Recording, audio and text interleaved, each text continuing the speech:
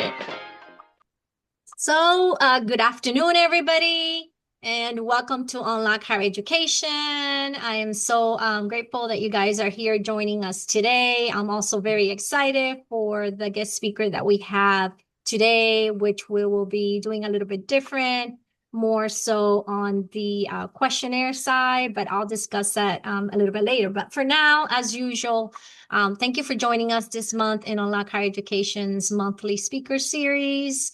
And as we do in old fashioned, Unlock Higher Education is a space where we come to collaborate, when we come to network, when we come to learn about resources, about the great work that is being done out there from all of our communities here locally and statewide, and as well as nationwide. So we tend to be that bridge and that leverage for everybody to come in and have a space where they can talk about the great work. We understand this is hard work. This is slow to progress work, but this is extremely meaningful and necessary work. And so we want to be that leverage or space where we can provide that support for each one of you and to also highlight the great work that each one of you are doing. And so with that, I also remind you that in our speaker series, we're always looking to highlight the great work that is being done in our community. So if you're interested in that, I know Mickey will put on our chat a way where you can sign up for our speaker series. But with that, I will open it up now for our usual, which is going into breakout rooms, and we can talk a little bit further to getting to know each other, but also about the great work that we're doing in our own communities.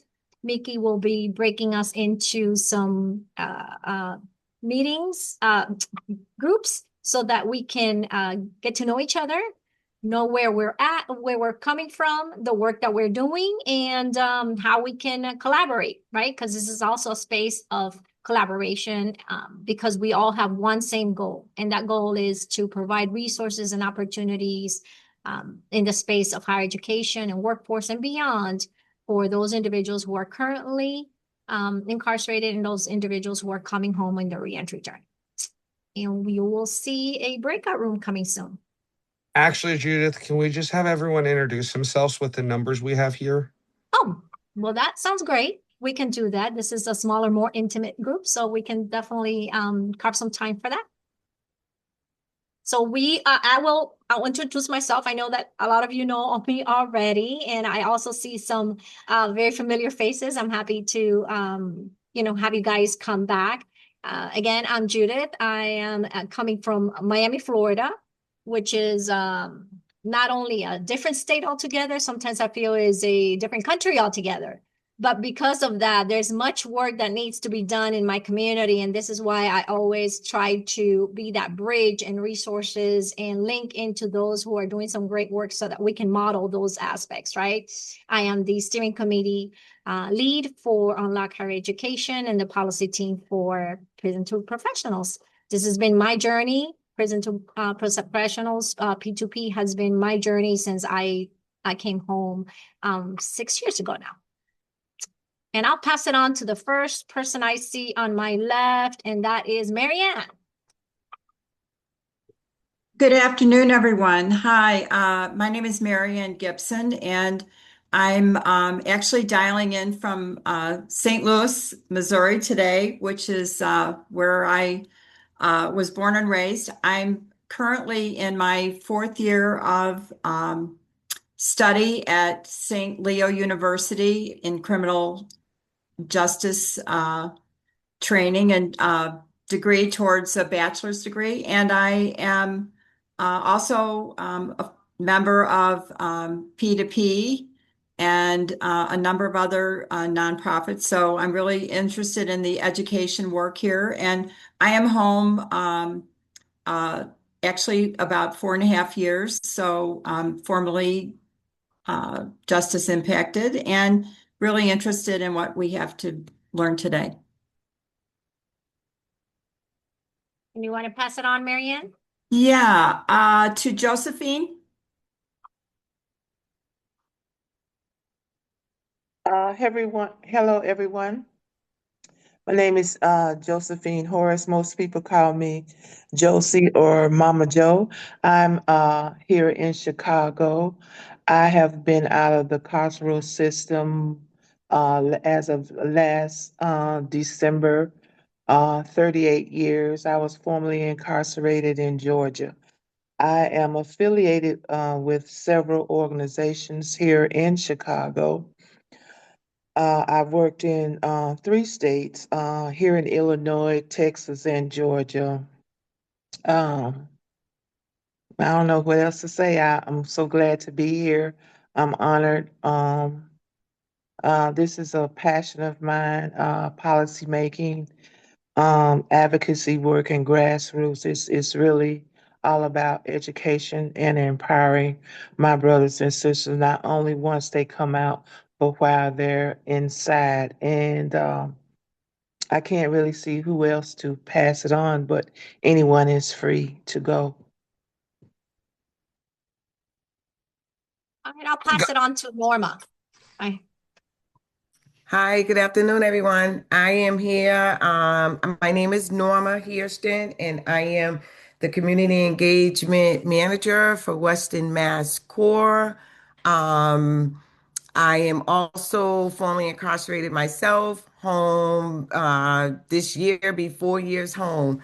And the work that I do out there is that, I remember behind the wall, like the information about the colleges and how once we get credit, when we hit the street, how we can get that information. And it was really hard. I struggled. I had barriers in my way. And so when I came home and I got offered to do that job, it was just right up my alley because I was like, I was on fire for it.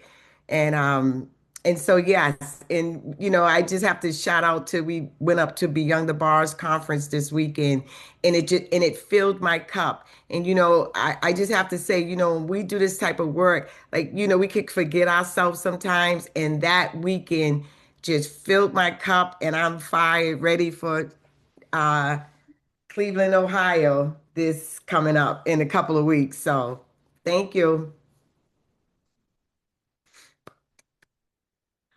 I don't know. I don't see anybody after me, but maybe. I'll pass it on to Jean for you. Okay. You caught me off guard. I was muted. Good afternoon, everybody. I'm Gene Laughlin. I live in Asheville, North Carolina. I retired from Asheville Buncombe Technical Community College June the 1st of 2025, where I had worked in and out of prison education for 4 decades. Unfortunately, I got fired from retirement, so now I am the executive director for the North Carolina Prison Education Consortium. I'm not even a month into the job yet. I would like to announce that we did get the governor to sign a proclamation identifying April as Second Chance Month, and April 12th through 18th is Fair Chance Hiring Week. Wow. Congratulations, Jean. And I'm so glad that you're on that board. Definitely, you needed to be there. Who would you want to pass it on to? I think that Dr. Taylor might be next. Okay. I'll go ahead. Dr. Taylor says, I'm Tasha Taylor. I serve as the Associate Vice President of Academic Affairs at a college in Kansas. I've been attending these meetings for several months now, and I appreciate it very much as I oversee our prison education program. We offer both GED classes and certification classes in welding, construction, and electromechanical, that's a lot of syllables, maintenance. And we'd all like to go ahead and welcome Dr. Tasha Taylor. I know she mentioned that she's going to have to remain off camera and audio off, and she is listening. So I hope she knows she's valued. Wonderful. And then we have Olivia next. Hi, good afternoon. I'm Olivia. I'm in Houston, Texas. I'm currently finishing up my bachelor's in political science, philosophy, and public service and public policy. I'm hoping to go to law school, get the dual law degree and master's in public policy. So I was hoping to get more active with the Unlock Higher Ed and just any of the other policy things that are going on. Great, welcome. And I think we have Mickey. Oh, I always get saved for last, but I do love being in the background. Obviously, everybody knows I like to run my mouth professionally all over the place for Prison Cells PhD, where I'm on loan from Unlock Higher Education. I'm sure you guys all recognize my name and groan when you see the emails, but it's really, really important. I think this is the first time I've seen you here, Olivia. I might be wrong. And I know that I said this to Judith as soon as she came on. Mama Joe is one of my favorite people in the world. And during my LWC cohort, I used to sit in the back and pick her brain and baby her all the time, help her with her walker, for those of you who don't know, to make sure that she got in where she's supposed to be, because she's just such a treasure. I am looking forward to it. I will put my email in here, and I will make sure that if you're interested in being one of our speakers, that address is in here too. Judith? Awesome. Thank you for that. And with all no longer waiting for this, I won't make you guys wait any longer for this great presentation. And as you heard, she's worked in several different states, but Josephine Horace-Jackson is a community navigator with a combined 35 years of experience in areas of advocacy, grassroots organization, lobbying, policymaking, public speaking in various sectors of healthcare in 3 states, Georgia, Illinois, and Texas. She's affiliated with several nonprofit organizations, including being the executive director of her own. Mama Joe, as she is so fondly called, is a passionate about the plight of marginalized, disenfranchised, and justice impacted persons. Her hobbies and passions include, but are not limited to, teaching arts and crafts. We need to talk about that. Cooking, entertaining, traveling, reading, lobbying, ministering, mentoring, writing, helping others, and having fun. Such a great, ray of sunshine. Thank you for being with us, Mama Joe. We can't wait to hear about your wisdom. And we're so honored that you're willing to impart your expertise, your knowledge, and your experience with us. And I can't wait to learn more and to educate myself more in the work that you've done and how we can, again, be a bridge in this kind of space that we all gravitate to. With that, I have a couple of questions for you, if you don't mind. So I can just pick your brain like Mickey said that he was doing during the cohort at Just Leadership, which is, by the way, a very good cohort on leadership. It really provides a lot of tools and resources for individuals who are interested in going through that cohort.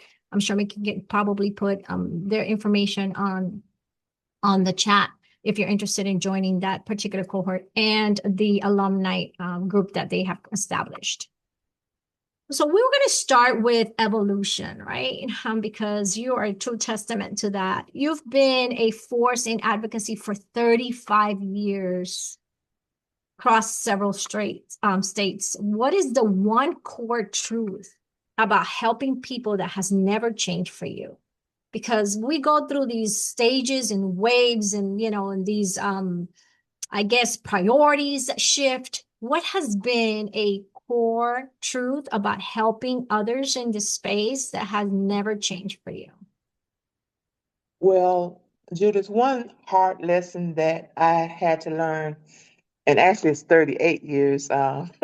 I've been doing this for a total of 38 years now, as of last December. But one core truth that I had to learn, it was a very painful yet realistic truth.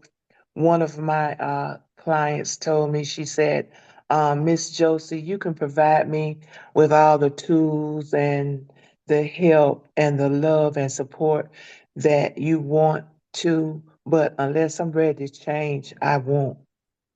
And because I was spinning my wheels, I was doing this, I was doing that, I was taking her here, and I was doing everything that I thought that I could do to provide her with success. And she just wasn't ready. And I had to realize that um, in a sense, my pride was in the way, my ego was in the way, and I had to just step back And I'm a spiritual person. I'm a minister also. And I had to realize that when you plant seeds, sometimes they have to germinate in darkness. So I had to get out of the way and let her germinate. I had to let the SUN shine on her and the SON shine on her. So I had to get out of the way and let her grow. Take my hands off of her and let our creator do what he needs to do. And when I did that, she prospered. So that's something that I think we have to do with our the people that we love, whether it be family members or people we work with. We have to give them the tools, do the best we can, and let them do what they need to do in the appropriate timing, and then or else we will become burnout. Yeah, and that's an interesting point because, as you mentioned, sometimes I feel like I am working harder for some people than they are for themselves, and it becomes very frustrating. And I don't want that to be something that I take and then spread out to my other clients. So that's a very important point that you mentioned that, sometimes people are just not ready or not in that stage yet, and just give them the opportunity to grow and so that they can really prosper when they're ready to do so. But so let me ask you this, because that's such an important thing that a lot of us doing this work come across. So in the navigator mindset of individuals that are in a community navigator that are constantly there trying to navigate and help people in this process, how can our scholars begin navigating their own path towards success that they deserve, without being like um, without being burned out, as you mentioned, or discouraged, because that is mainly their role, right? Is to help them to be navigators, to help them through this reentry process. How can we, ensure that they don't get discouraged in helping themselves and helping others? Navigation is an individualized process, and we sometimes, oftentimes, we make the mistake of sharing from our perspectives of where we are currently instead of where they are presently. You understand? Of imagining or perceiving a world or their world as it should be instead of how it actually is. We all come from different backgrounds, Mm. different environments, different the way our brain works. You understand what I'm saying? So if we would just step back and meet them where they are, learn to speak their language. First of all, learn what their languages is, learn what our language is, and learn how the two differ, and then try to meet somewhere in the middle, because we can easily become discouraged. Burnout is easy, and first of all, wellness, health and wellness, self-care, all of these mental health aspects that we often overlook when we trying to take care of the other environmental and societal aspects of reentry is overlooked. So we have to take care of our soul, our mind, and things of that nature, because each person coming home, how they're going to successfully re-enter differs drastically. So we have to constantly be revamping their care plan. Does that make sense? Absolutely, absolutely. And I hear you saying, learn their languages. That is such an important aspect because not everybody speaks the same language. And what I mean by that is that their experiences may be different and then their experiences may be perceived differently. So it's great to hear that you're pointing that out, that you need to learn their language and where they're at in their journey. So in the aspect of lived experience, do you think that has been an asset to be able to learn their language? So if a person's having lived experience, is that helpful in the history of actually the greatest asset of learning that language, or in the history of the advocacy of the work, because you do have that lived experience? Let me share this and let me be as diplomatic as possible. In these 38 years that I've worked being a person with lived experience, working among other persons with lived experience, we first have to come on one accord because I initially was sentenced to 15 years, but I didn't, by the grace of God, didn't have to serve 15 years. So sometimes there's a strong struggle, and I'm sure those of you who have served time have come across the language with long timers and short timers. Sometimes there's some uh, um, discord between those who have served long time and short time, as if there's uh, more cred to the ones who have served longer time. Anytime being separated from your family is harm and trauma done. So the time that I served away from my family and my daughter at such a young age was trauma served and harm done, just as long as those who have served 20, 30, 40, 50 years. So we must find when we work with our clients, not disagree in front of them and let them see that there's discord and language spoken among us that can further traumatize and harm them. We must first ourselves come to a general consensus that it's not about us, it's about serving them and helping them to get to a better place. That is the first thing that we must get to, we must stop doing. I'm going to be honest. Integrity matters. Um, so when we start doing that, we can get to the language, the changing the narratives, understanding that there is not monolithic. It's just so many moving pieces and variables that we have to um, become cognizant of um, in order to help our brothers and sisters. It's complicated, but it's simple if we were to just realize certain things. Each state, each county, each ethnicity, men and women, it's just so much that we have to take into account. Does that make sense to you all?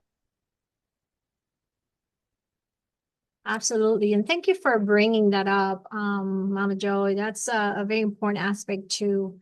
Um, that sometimes we forget that it doesn't matter the length of the sentence. It's the experience of the separation from loved ones, the experience of the incarceration itself. It could be one day, it could be a month, it could be a year, it could be a decade. But that impact and that trauma that it instills in you is everlasting. And so that's what we want to, be able to work with. That's what we want to be able to help with.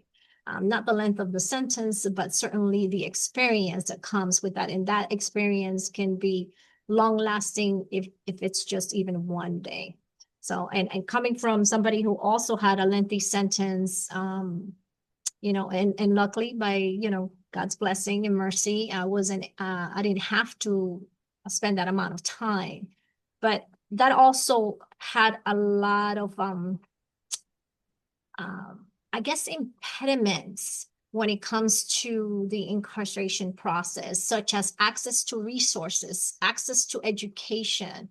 Often I was not, provided those because my length of sentence was so far out that they didn't give me those resources and opportunities that I needed to really start reintegrating back into society. Because, ultimately, most people do come back home. So did you experience, because of your length of stay or sentence that was, in your records, did you experience some drawback during your journey?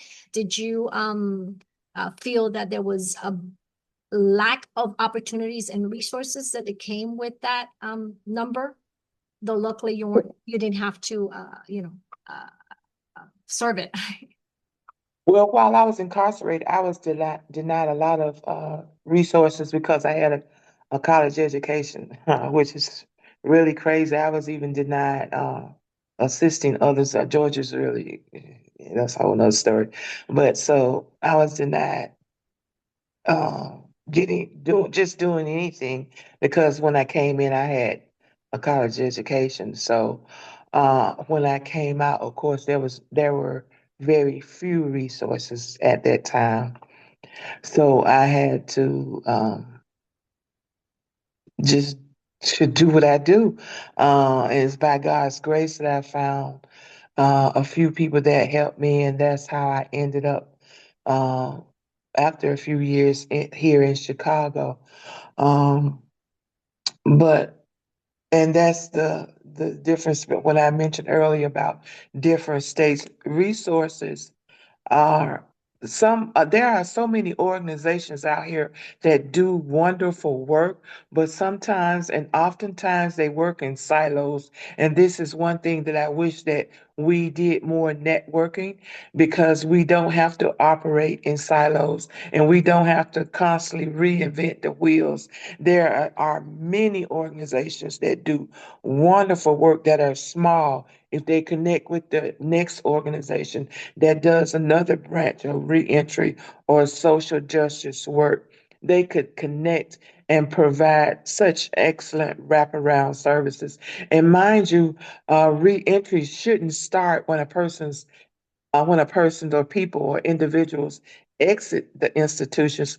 It should start at least 18, in my opinion. This is an I statement in the work that I've done uh, inside with reentry, at least 18 months before a person.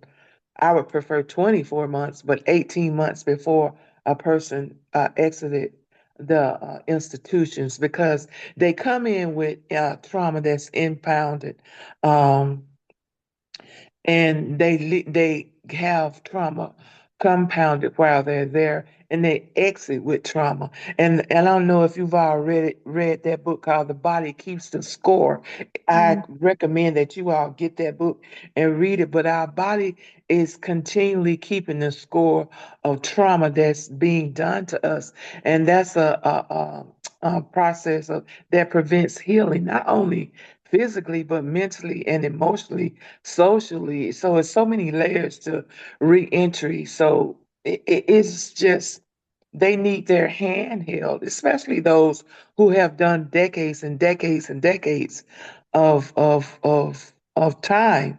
So in education, like with my organization here in Illinois, they stopped people from getting any source of education. So yeah, I said, okay, it's more than one way to skin a cat. So I went out of state to help.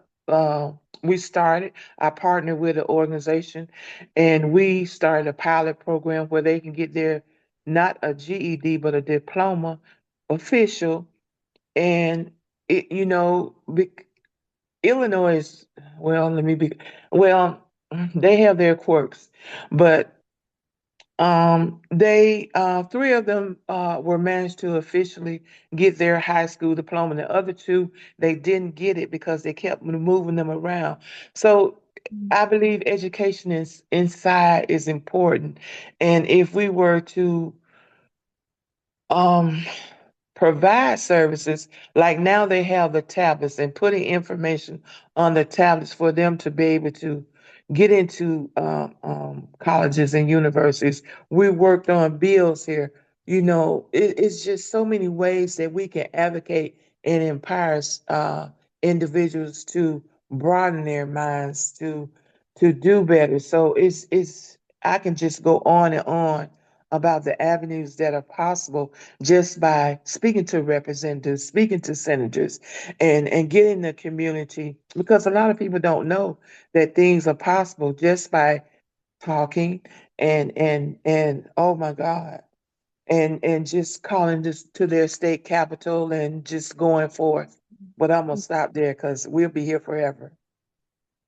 I'm so glad that you mentioned silos, working in silos, because I feel that that's been one of the biggest drawback to the progress that is in this, like I said, hard work, slow to progress work.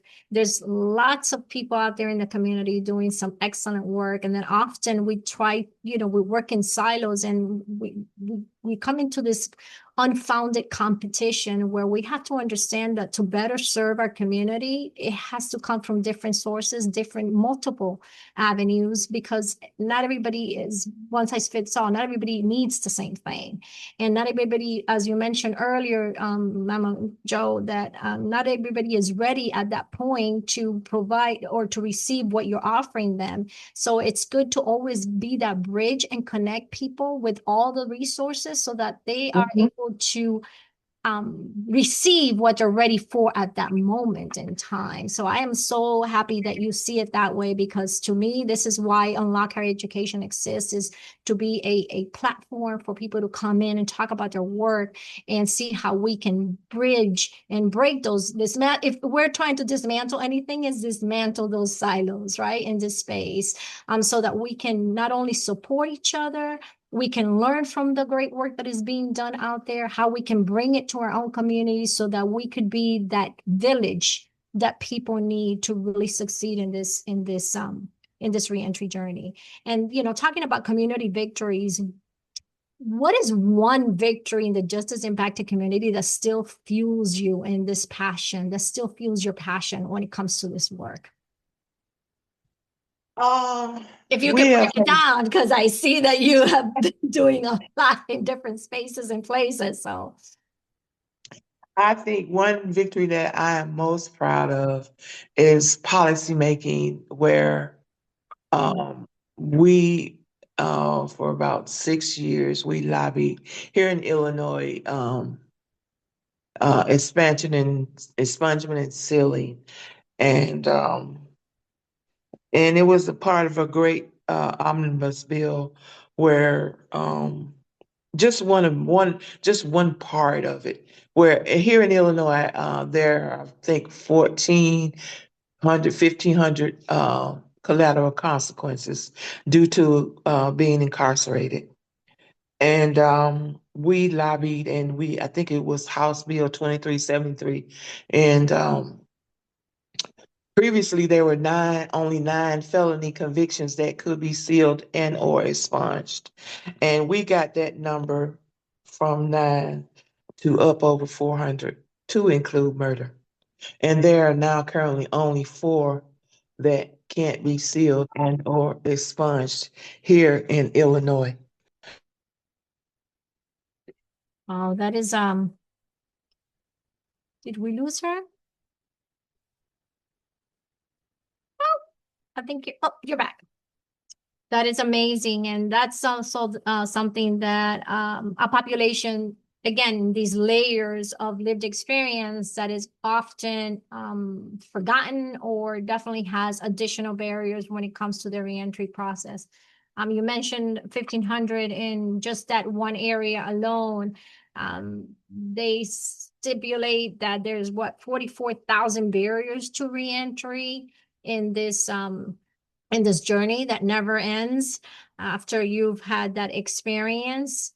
I say that sometimes the biggest barrier to reentry could be our own selves, if we're not well equipped with the resources, the community, the opportunities, and the support necessary to go on through this journey, because this journey is everlasting, right? This journey, once you've had that experience, it's like the trauma. This journey is everlasting. It's a matter of like becoming resilient, becoming overcoming that imposter syndrome, overcoming that trauma, overcoming that those I guess emotional barriers that you're going to infringe on your own self, and making sure that you have that emotional intelligence and that perseverance and that character to continue to move forward. This is a everlasting journey. And with that, Mama Joe, I think you're on mute if you're speaking to us. Oh, I think we have her on mute.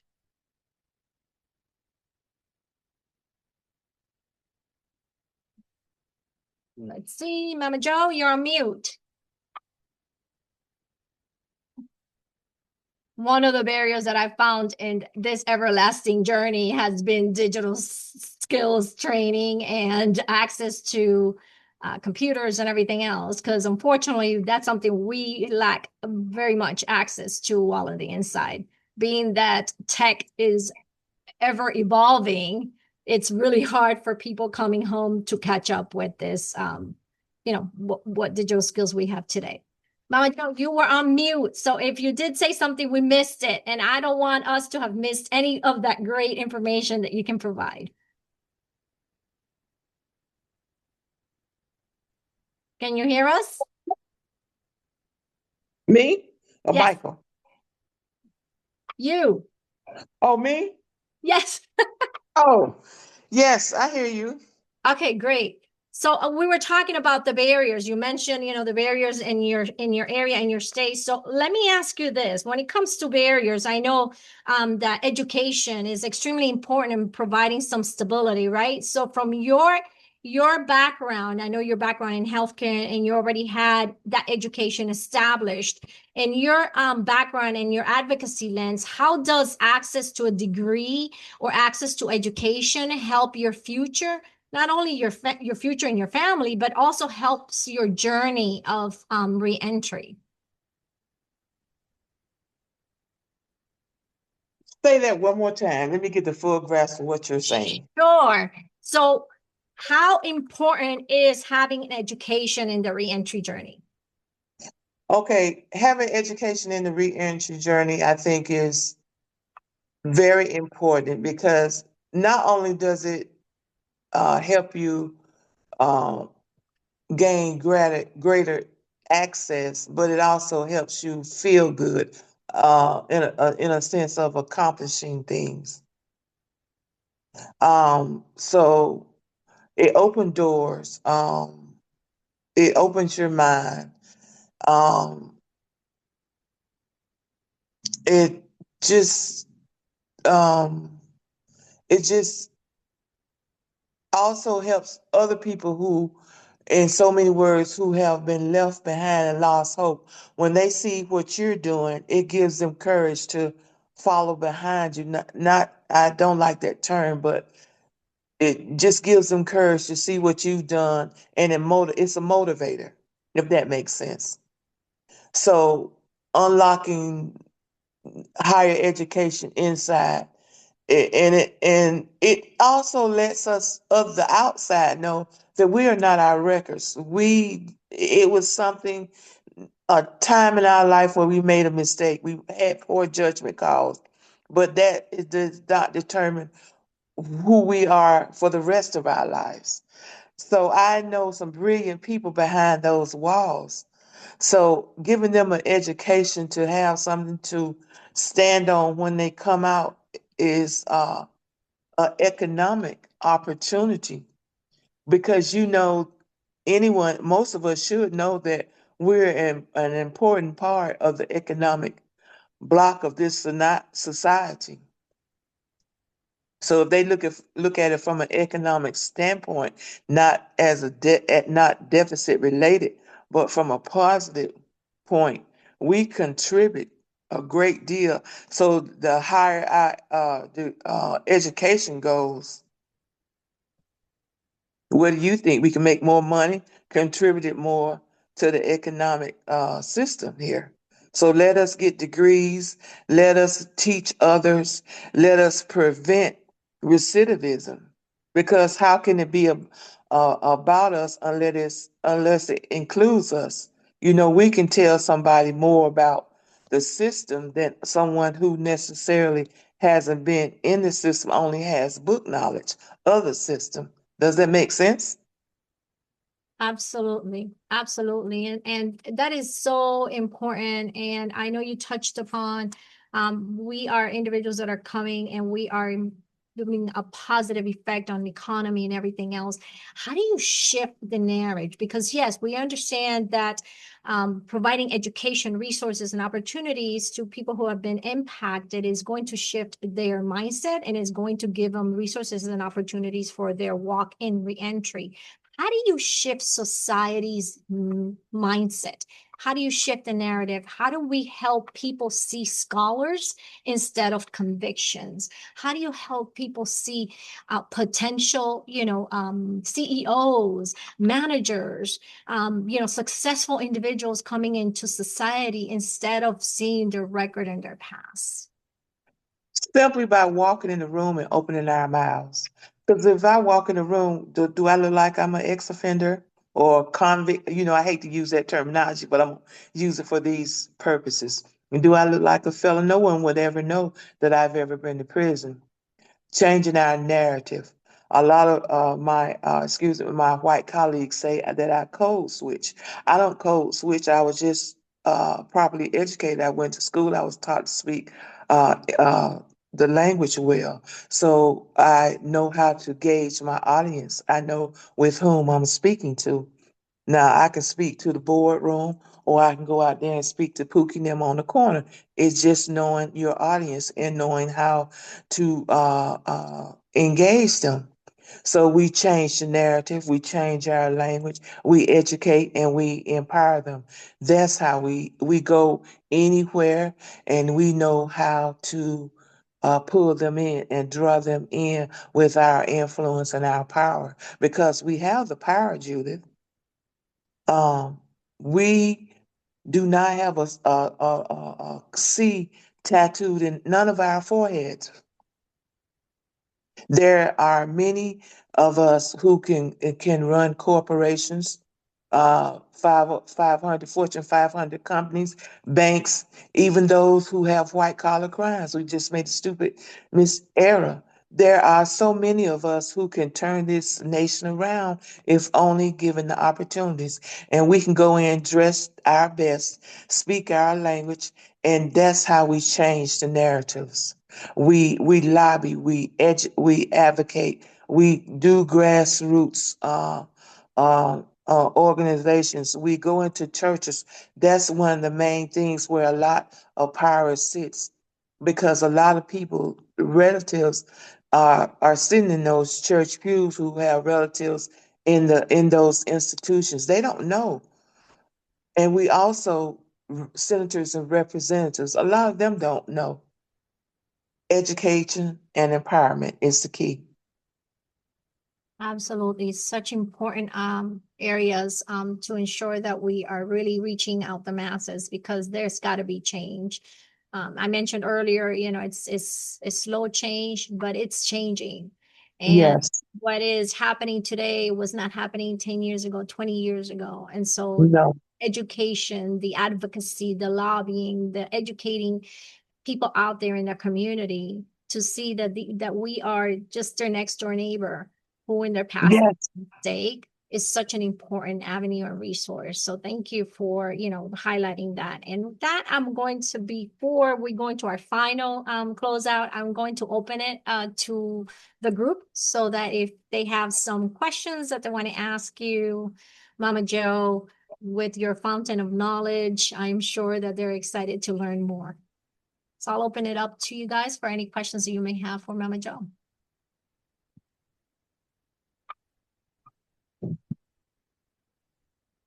And I know there were some things posted in the chat, but first we'll go to Marianne.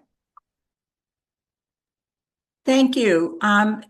Thank you, Mama Joe. I also live in Illinois, and I know that there's going to be a lot of activity. There is a lot of activity, for the 2026 midterms and the 2028 election. And one thing that I would like to ask you, since you're well networked in Illinois, and I've not lived in Illinois for very long, but how does change in the criminal justice system get on the agenda for those that are running for office, that are speaking to the media, and how can we, as a collective community, as you pointed out, work together to get this conversation into the voting decisions, of as these elections are, coming into focus. And don't remember really ever hearing that these issues of our community are really on the speaking points, and they could be, I think, perhaps, and perhaps get support and conversation on a national level. And just curious your thoughts and experience about that from from coming into the election seasons.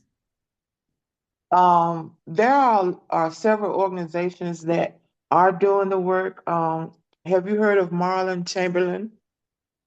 I have not, What no. part of Illinois do you live in? Uh, North of. outside Chicago. Okay, Marlon Chamberlain, he is the executive director of End Permanent Punishment. He's doing great work. Live Free, they're doing great work. Cabrini Green Legal Aid, they're partnered with several organizations. Um, Let me see who else. Um, um, get in touch with me and I can. I know them off the top of my head, but right now I'm drawing a That's right. blank. They are. You get my email from Mickey, and I will get you in touch because they have several things that they're working on. In fact, Advocacy Day is usually April 15th. And they provide many organizations provide free transportation down to Springfield to advocate for different bills that they're having for the legislative session. So that's what I mean about the communicating in different organizations working in silos. But these are ones that are out in the front, but there are other smaller organizations that may not have as much notoriety. So they have a couple of bills um, that are going up, but we're working hard. And but usually, like during the election seasons, sometimes politicians are kind of tippy-toey because of election season. Well, exactly. And it would be nice to basically, if there's, eight candidates Hmm. to to make them take a position. Yes, we support this. Yes, we don't support it, and as you said, to bring the issue out of the shadows onto the national discussion.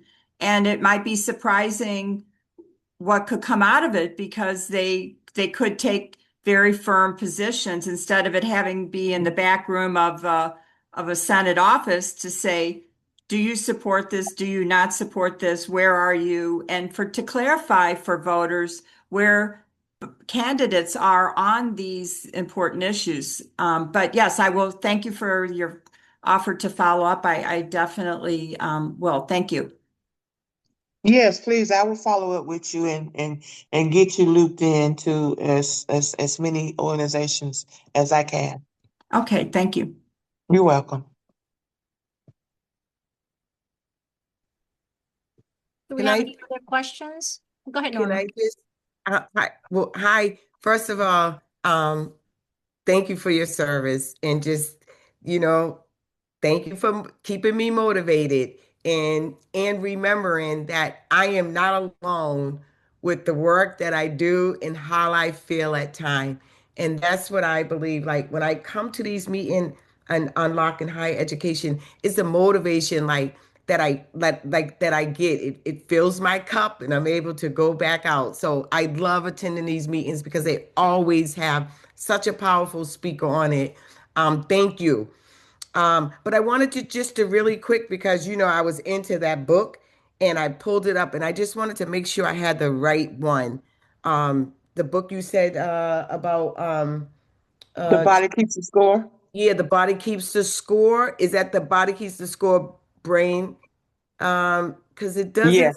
Who is it? Is it by N- Beasley? Bessemer. He has a Bessemer, Vonder, Yep. somebody. Ron. Okay. Yep. Okay. Perfect. I think I got the one right here.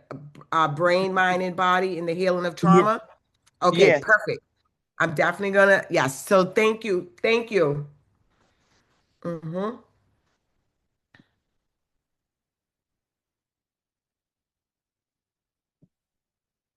Okay. So does anybody have any more questions before I know we have a few minutes left, but I want to make sure that we get as many questions as possible. If not, we'll provide the information where you can reach Mama Joe. But I do want to close out with a couple of things. And these are for Mama Joe. You've been doing this for 38 years now. Yes, ma'am. This has been a long time. And, as we mentioned earlier, the reentry journey, once you're in it, is like, it's there forever. It's just a matter of pushing forward every single day.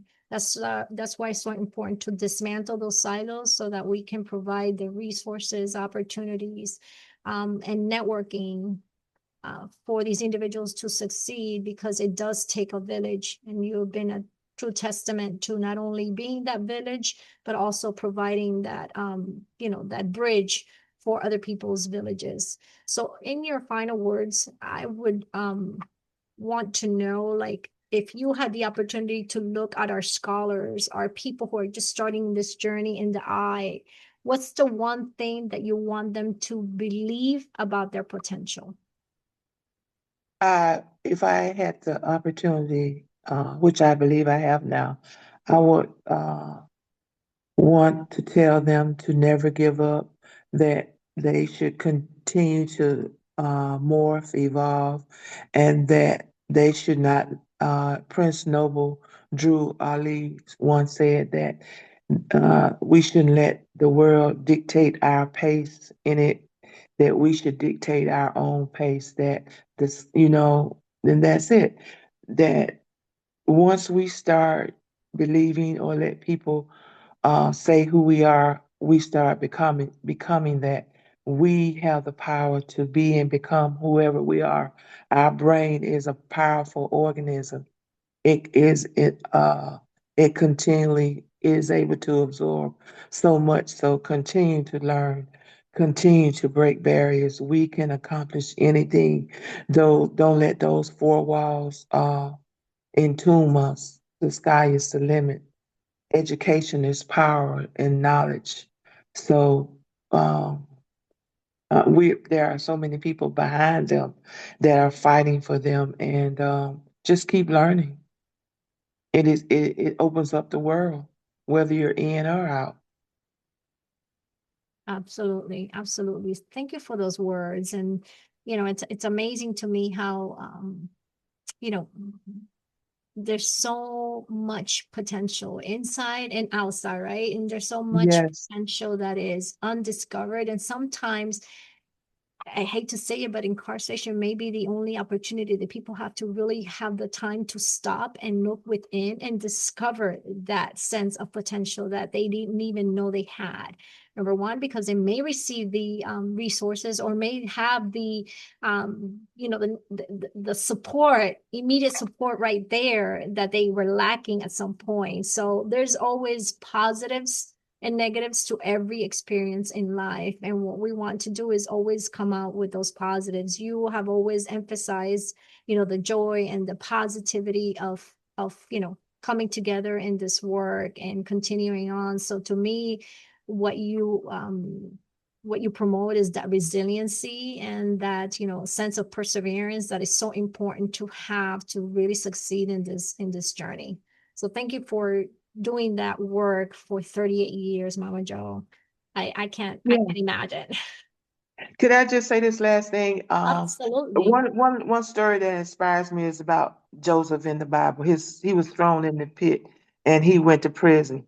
So we've been from the pit to the prison to the palace. So take every stone that was meant to entomb us and use it as stepping stones up out the pit to the palace. That's the end of it. Change those narratives, from the pit to the prison, to the palace. That's it. I love it. I love it.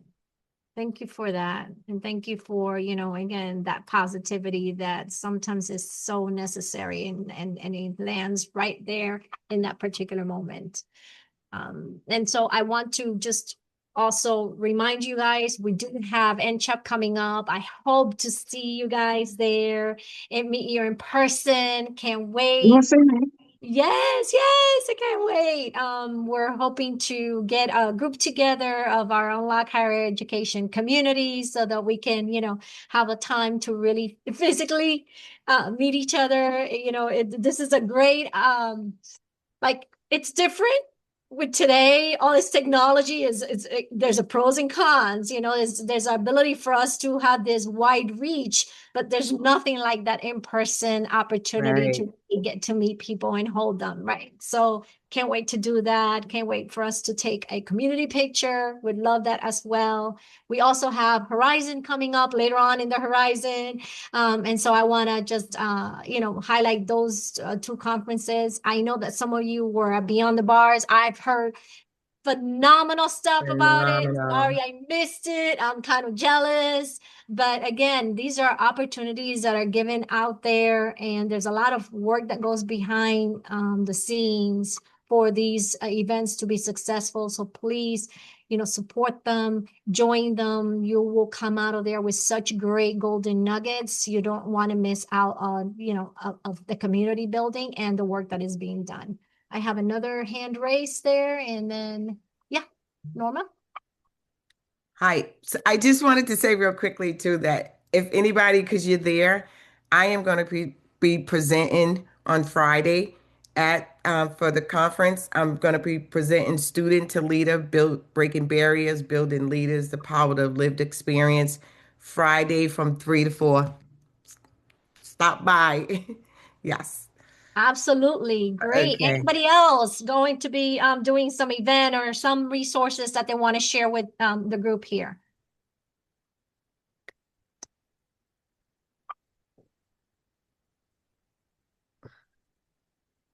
That's it. Mickey, you want any last words regarding our event? Nope. I am so happy to see you guys. I put something about CWEC in the chat. Remember the day before that we will be having a problem jostle where Unlock Higher Education is actually going to discuss some of what Josephine just said about breaking down silos and having better communications between organizations, because it's how Unlock Higher Education does it. We will also have a coffee area where we can gather up. And please, please, please don't make me hunt you down. I really, really, really want an Unlock Higher Education picture that doesn't look like Hollywood Squares, for those of you old enough to remember what that is. Great. Well, thank you for that. And with that, guys, I will close today's session. Thank you for joining us. And Mama Joa, thank you for imparting your great wisdom and knowledge with us. Appreciate it very much. Thank you all for having me. Nice meeting each and every one of you all. Yes. Thank you. Thank you. Looking forward to Yes. seeing you. Yes. Oh, yes. Thank you. Thank you.